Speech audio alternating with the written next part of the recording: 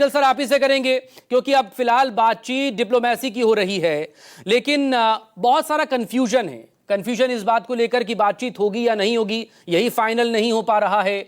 तो सल्यूशन कैसे और कब तक निकलेगा? डेडलाइन जो है सीज फायर की वो चंद घंटों में खत्म हो रही है, लेकिन ईरान कह रहा है धमकी के साए में बातचीत नहीं होगी, और ट्रंप कह रहे हैं कि हमारा अपर हैंड है, हम तो जीत रहे हैं और हम जीत जाएंगे।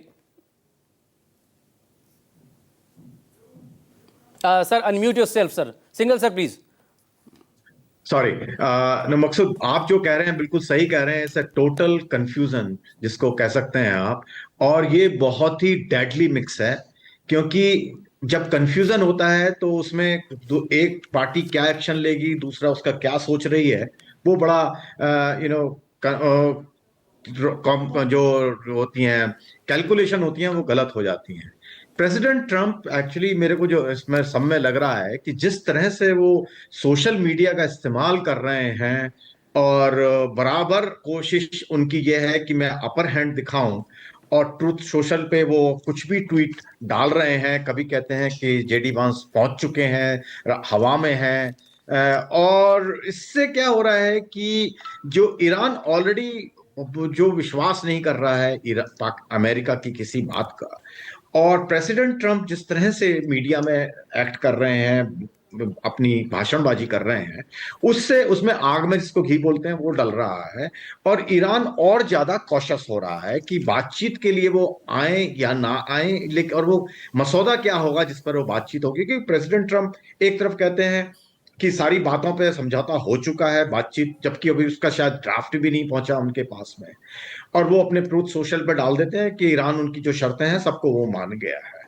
उसके बाद वो कहते हैं कि नहीं, अभी हमारी बातचीत होनी बाकी है।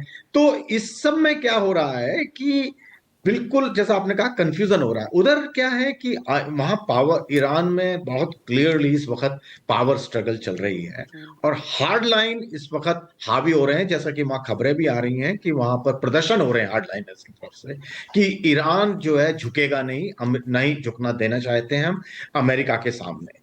जो कि जबकि प्रेसिडेंट का भी, जो कल जो ईरान के प्रेसिडेंट हैं मसूद पेजेश्किन, जी उन्होंने बहुत ही समझदारी वाला एक स्टेटमेंट दिया है। और वो मेरे ख्याल से एक बेस बन सकता है अगर America plays ball on that. उसमें उन्होंने कहा है कि जो लड़ाई है उससे, युद्ध से किसी को भी फायदा नहीं है, ना हमें ना दूसरी तरफ। तो हमें एक बातचीत का रास्ता हमें निकालना पड़ेगा और निकालना चाहिए। तो मेरे ख्याल से ये बहुत इंपॉर्टेंट बेस है।